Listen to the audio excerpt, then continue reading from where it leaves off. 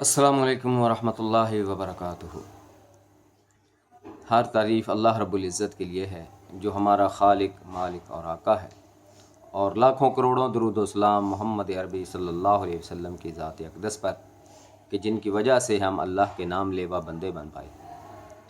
नबी मेहरबान अलैहिस्सलातु वस्सलाम की सीरत मुतहरा पर तज़किरा करते करते हम मक्का के इब्तदाई दौर तक पहुँचे थे। आज हम मक्का का दरमियानी दौर जो है उसको डिस्कस करेंगे कि मक्का के इब्तदाई नबूवत के जो तकरीबन 3 से 5 साल थे उनका तज़किरा हम कर चुके, और सन 6 हिजरी में हज़रत हमज़ा रज़ी अल्लाह ताला अन्हु हजूर के चचा वो मुसलमान हुए, और चंद दिन बाद ही सन 6 नबवी में ही, ये हिजरी नहीं कहना चाहिए, ये 6 नबवी है कि नबूवत जब आपको मिली थी, अभी हिजरत नहीं हुई थी, तो 6 नबवी में ही हज़रत उमर रज़ी अल्लाह ताला अन्हु जो थे वो भी मुसलमान हो गए। तो इसके बाद जो था वो 1 साल गुज़रा, तो जब ये नबूवत का 7वां साल आया तो मक्का के हालात ऐसे हुए कि हज़रत अबू तालिब जो थे वो एक दफ़ा उन्होंने काफ़ी सोचो विचार की, और वो इस नतीजे पर पहुँचे कि अपने भतीजे को और इस दीन को बचाने के लिए अब हमें एक ठोस कदम जो है वो उठाना चाहिए। कि वो देख चुके थे कि उक़बा बिन अबी मुइत जो एक दफ़ा नबी पाक सल्लल्लाहु अलैहि वसल्लम के गले में चादर को लपेट कर उसने नाउज़ बिल्लाह आपको कत्ल करने की कोशिश की फिर उस बदबख्त ने सजदे की हालत में ओजड़ी लाकर आपकी कमर पर रखी, और अबू जहल ने एक दफ़ा जो है भारी पत्थर से आप सल्लल्लाहु अलैहि वसल्लम को कत्ल की कोशिश की, और दौरे जाहलियत में कुफ़र की हालत में हज़रत उमर किस तरह तलवार लेकर नबी पाक सल्लल्लाहु अलैहि वसल्लम को कत्ल करने के लिए निकले थे। तो इन सारी बातों को सोचते सोचते हज़रत अबू तालिब फिर इस नतीजे पर पहुँचे कि बनु मुतलिब और बनु हाशिम यानी हजूर सल्लल्लाहु अलैहि वसल्लम के जो दादा और दादा के भाई, इन दोनों के कबीलों को, ऊपर पर दादा जो थे वो थे अब्द मुनाफ, तो अब्द मुनाफ के ये 2 बेटे थे, इनका शुरू से आपस में बहुत ही प्यार और मोहब्बत है। जैसे शुरू की वीडियोज़ में आपने देखा हो कि हाशिम जो थे वो इंतकाल फरमा गए थे, लेकिन किस तरह से मुतलिब ने, अब्दुल मुतलिब जो कि हाशिम के बेटे थे, उनकी परवरिश भी की और सारा कुछ इख्तियारात भी उनके हवाले किए थे। तो ये दोनों भाई और इनकी औलादें आपस में बेइंतहा प्यार और मोहब्बत से रहती थी शुरू से। तो हज़रत अबू तालिब ने फिर इन सब को इकट्ठा किया और बात इन सब के सामने रखी कि प्यारे नबी सल्लल्लाहु अलैहि वसल्लम की जान को कैसे कैसे ख़तरात हैं, और किसी वक्त भी जो है हम इनकी हिफाजत करते हैं, हज़रत उमर हैं, हज़रत हमज़ा भी हैं, मैं भी हूँ और भी लोग हैं, लेकिन छुप कर कोई ना कोई वार ऐसा ना हो जाए कि प्यारे आका सल्लल्लाहु अलैहि वसल्लम को कोई ख़तरा हो और कोई इनकी जान को नुकसान पहुँचा सके। तो इसलिए हज़रत अबू तालिब ने ये फ़ैसला किया कि हम ये जो शाबी अबी तालिब कहते हैं, एक घाटी थी, बहुत एक एरिया था काफ़ी बड़ा सा, तो ये हमारा है बनु हाशिम का, बनु मुतलिब का। तो यहाँ पर जो है हम एक इकट्ठे होकर एक जत्था बनाकर जो है हम रहें और प्यारे आका सल्लल्लाहु अलैहि वसल्लम की हिफाजत करें। अच्छा, उधर से जो काफ़िर लोग थे वो भी अब इस गहमा गहमी और कशमकश में थे कि अब जो है हम क्या करें, ज़्यादा से ज़्यादा लोग जो हैं हर कबीले के अंदर तो 1-1, 2-2, 4-4 बंदे जो हैं मुसलमान होते जा रहे हैं, और ताकतवर लोग, दौलत वाले लोग ये भी आहिस्ता आहिस्ता जो है मुसलमानों की सफ़ों में शामिल होते जा रहे हैं। तो क्या किया जाए? तो सब काफिरों ने एक जगह पर इकट्ठे होकर ये फ़ैसला किया कि हम भी इनके ख़िलाफ़ जो है ना, और तो कुछ जंग तो कर नहीं सकते, तो अब ऐसा करें कि बाइकाट कर दें, सोशल बाइकाट करें इनके साथ। तो जो शादी ब्याह है उस पर भी पाबंदी लगा दी जाए, और इनके साथ खाना पीना, मिलना जुलना, हत्ता के बात करना तक, और तिजारत, ये सारे जो थे ना मुआहदा उन्होंने एक लिखा, उसमें पॉइंट्स बनाकर ये लिखे कि ना इनके साथ शादी ब्याह होगा, ना इनके साथ हमारा खाना पीना है, ना इनके साथ बातचीत है, ना कोई तिजारत है, ना ही कोई चीज़ उधार जो है वो एक दूसरे, यानी इंसानी रिश्ते जितने भी थे वो सब उन्होंने कहा कि ये ख़त्म है इनके साथ। और फिर उस दौर में फिर जब ये शाबी अबी तालिब का जो 3 साल का अरसा गुजरा कि नबूवत का 7वां साल शुरू हुआ, तो वहाँ पर जनाब अबू तालिब जो थे वो अपने तमाम लोगों को इकट्ठा करके ले गए। तो वहाँ पर फिर ऐसे हालात भी आए कि भूख और प्यास की शिद्दत से कि ये लोग जो बाहर से कोई तिजारती काफ़िले आते थे کافر خود بخود آگے بڑھ کر جتنی چیز کی قیمت بھی نہ ہوتی اس سے زیادہ ان کو دے کر فوراً خرید لیتے کہ کہیں یہ ابو طالب تک اور مسلمانوں تک نہ پہنچے۔ اچھا، اور اس میں یہ دیکھیں کہ ابو طالب کی اس بات پر لبیک کہا سب لوگوں نے، کہ جو مسلمان بھی ہو چکے تھے ان دونوں قبیلوں میں سے، بنو ہاشم اور بنو مطلب سے، اور جو ابھی مسلمان نہیں ہوئے تھے انہوں نے بھی ان کا ساتھ دیا۔ اپنی قبائلی عصبیت جو آ رہی تھی، اللہ تعالیٰ نے اس قبائلی عصبیت کو بھی اسلام کی حمایت میں استعمال کیا۔ تو وہاں پر پھر جب تجارتی چیزیں ان تک نہ پہنچنے دی گئیں، کھانے پینے کا سامان نہ پہنچنے دیا گیا، اور کچھ لوگ جو تھے وہ خفیہ، جیسے حکیم بن حزام بعد میں جو مسلمان ہوئے، اماں خدیجہ کے بھتیجے، وہ چھپ چھپا کر، اور ایک ابو البختری ایک شخص کا نام ملتا ہے وہ، اور اس طرح سے کچھ لوگ تھے جو درد دل رکھنے والے، ان میں سے کچھ بعد میں اللہ تعالیٰ نے اسلام کی توفیق بھی دی، جو چھپ چھپا کر یہ چیزیں جو تھے وہ نبی پاک صلی اللہ علیہ وسلم کے قبیلے تک پہنچاتے تھے تاکہ یہ لوگ بھی سروائیو کر سکیں۔ تو ان حالات میں پھر ایک شخص جو تھا وہ اٹھا، تو ہاشم اس کا نام تھا، تو قبیلہ کعب بن لوی سے اس کا تعلق تھا، تو اس نے حشام بن عمرو، اس نے پھر کہا کہ میں نہ کچھ کروں یار۔ اس کے دل میں دکھ تھا کہ کیسے یہ انسانیت سوز یہ معاہدہ جو ہے کیا ہوا ہے اور اس کو لٹکایا ہے بیت اللہ میں، ٹھیک ہے، اللہ کے گھر میں وہ لٹکایا ہے کہ جس میں لکھا ہے کہ رسول اللہ کے ساتھ بائیکاٹ کرنا ہے۔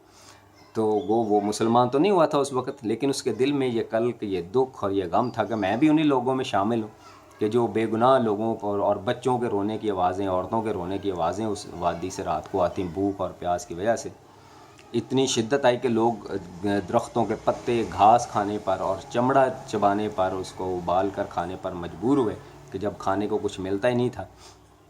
تو ان حالات میں وہ گیا، اس کو پتہ تھا کہ نبی پاک صلی اللہ علیہ وسلم کی ایک پھپھو تھی عاتقہ بنت عبد المطلب، تو رشتہ داری ان کی کسی اور قبیلے میں تھی، کافر قبیلے میں، تو ان کا بیٹا تھا زہیر۔ تو زہیر کے پاس گیا اور کہنے لگا زہیر یار تم کھاؤ پیو عیش کرو، اور تمہارے ماموں جو ہیں ابو طالب ان کا فاقوں سے برا حال ہو اور وہ بھوک اور پیاس کی وجہ سے بیماری جیسی کنڈیشن میں ہو، تو تمہارا ضمیر مطمئن رہتا ہے، تم اس کو گوارہ کر لیتے ہو۔ تو اس نے کہا کہ نہیں، خدا کی قسم مجھے ہرگز گوارہ نہیں ہے، لیکن میں اکیلا کیا کر سکتا ہوں، کوئی ایک بندہ ہی چلو کم از کم میرے ساتھ ہو تو میں اس ظلم کے خلاف آواز اٹھاؤں۔ انہوں نے کہا ایک بندہ تو ہے۔ انہوں نے کہا کون؟ انہوں نے کہا میں ہوں، میں آپ کا ساتھ دوں گا اس بات میں، آپ آگے بڑھیں۔ تو انہوں نے کہا اچھا ہم دو ہیں تو چلو کسی تیسرے کا بندوبست کرتے۔ تو انہوں نے پھر وہ ابو البختری کے پاس گئے اور اس سے جا کر کہا کہ آپ بھی ایک درد دل رکھنے والے لوگ ہیں، تو کیا ایسا ممکن، یہ دیکھو کیا یہ عجیب بات نہیں ہے کہ ہم نے اپنے لوگوں کے ساتھ ہی بائیکاٹ کیا اور ان کو مرنے تک مجبور کر دیا۔ تو اس نے بھی کہا کہ میں اکیلا ہوں، میرے ساتھ کوئی ایک اور۔ انہوں نے کہا ایک نہیں، تمہارے ساتھ دو ہیں۔ تو اس طرح کرتے کرتے یہ 5 لوگ جو تھے یہ اکٹھے ہو گئے اور متحد ہو گئے اس بات پر کہ ہم یہ جو صحیفہ لکھا ہوا ہے نا بیت اللہ میں، اس کو پھاڑ کے چھوڑیں گے۔ اچھا، ادھر سے نبی پاک صلی اللہ علیہ وسلم کو خواب میں اللہ رب العزت نے یہ دکھا دیا کہ اس کو دیمک چاٹ گئی ہے، وہ صحیفہ ختم ہو گیا۔ تو نبی پاک صلی اللہ علیہ وسلم نے حضرت ابو طالب کو یہ نوید سنائی کہ وہ صحیفہ اللہ کے حکم سے دیمک نے چاٹ دیا ہے، وہ ختم ہو گیا۔ تو آپ جا کر اب مکہ والوں سے بات کریں کہ اب یہ صحیفہ ہی جب ختم ہو گیا تو ہم کیوں محاصرے والی زندگی گزاریں، ہم آزاد ہیں۔ تو حضرت ابو طالب وہاں پہنچے ہوئے تھے، اور اسی اثناء میں ان لوگوں نے بھی جو تھی ابو جہل سے بات چیت کرنی شروع کر دی۔ ایک شخص نے کھڑے ہو کر کہا کہ یہ ایسا بدبخت یہ معاہدہ ہے، میں اس کو نہیں مانتا، جو رشتوں کو کاٹتا ہے، جو انسانیت کے خلاف ہے، جس کی وجہ سے بچے عورتیں بھوک اور پیاس سے مر رہے ہیں، میں اس کو نہیں مانتا، میں آج اس کو پھاڑ دوں۔ تو ابو جہل نے سنا تو وہ فوراً کھڑا ہوا کہتا ہے تمہاری کیسی یہ جرت ہوگی، یہ سب نے معاہدہ کیا ہے، تم نہیں پھاڑ سکتے۔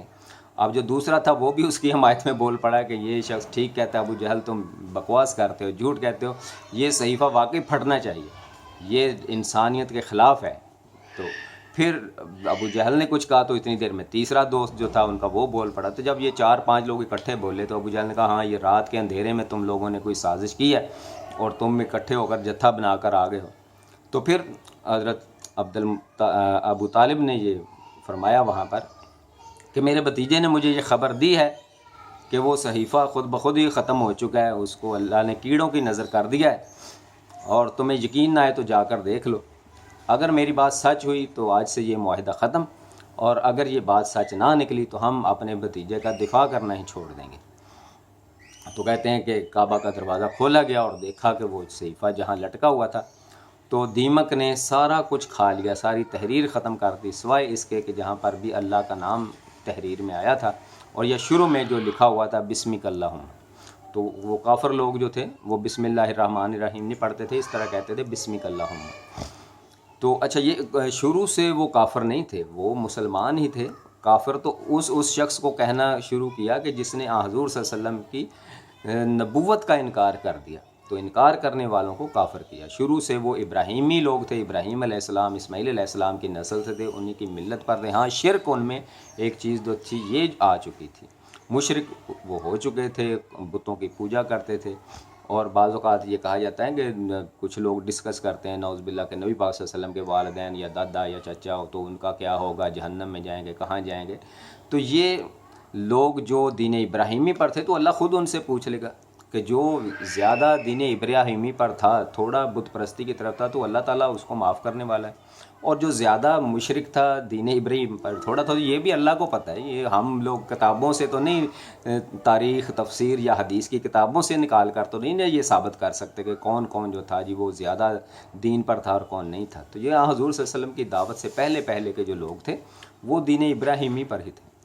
اور کافر وہ شخص بنا کہ جس نے اللہ اعلان نبی پاک صلی اللہ علیہ وسلم کے آگے ڈٹ کر مخالفت کی اور آپ کی دشمنی کی اور آپ کی دعوت کو سننے سے انکار کر دیا۔ اچھا اس سارے واقعے میں جو ابو لہب ہے، حضور کا سگا چچا، اس نے کافروں کا ساتھ دیا، باقی سب جو بنو مطلب بنو ہاشم کے لوگ تھے سب نے حضور صلی اللہ علیہ وسلم کا اور حضرت ابو طالب کا ساتھ دیا۔ اچھا جی محاصرہ پھر جو تھا وہ اس طرح ختم ہوا اور لوگوں نے بڑی خوشیاں منائیں آپس میں، جن کی یاری دوستیاں تھیں، کوئی مسلمان تھے یا نہ تھے، سب آپس میں ملے گلے۔ تو پھر یہ جو سال شروع ہوا نبوت کا 10واں سال، تو اس میں پھر آگے چلتے چلتے حضرت ابو طالب جو تھے ان کا انتقال ہوا۔ تو ان کے انتقال سے پہلے پھر کافروں نے ایک آخری کوشش کی، تقریباً 25 لوگ کہتے ہیں کہ اس وفد میں شامل تھے، بڑے بڑے رئیس اور سردار، عتبہ بن شیبہ اور ولید بن شیبہ اور ولید بن عتبہ، اور اس طرح یہ جو تھے یہ بدبخت ابو جہل، ابو لہب اور بے شمار لوگ جو تھے یہ اکٹھے ہوئے 25 کی تعداد میں وفد لے کر، اور جا کر کہا کہ جی ہم آپ کی عیادت کے بہانے آئے حضرت ابو طالب کے پاس، اور کہا کہ آپ جو ہے نا بس اب ہمارے بزرگ ہیں جی، ہم لیکن یہ چاہتے ہیں کہ ہم کوئی پیچ اپ ہو جائے ہمارے درمیان اور آپ کے بھتیجے کے درمیان، کہ کچھ باتیں وہ ہماری مان لیں، کچھ ہم ان کی مان لیں، ہم مسلمانوں پر ظلم و ستم نہیں کریں گے، اور یہ جو ہے نا یہ ہمارے بتوں کو جو ہے نا برا بلا کہنا چھوڑ دیں۔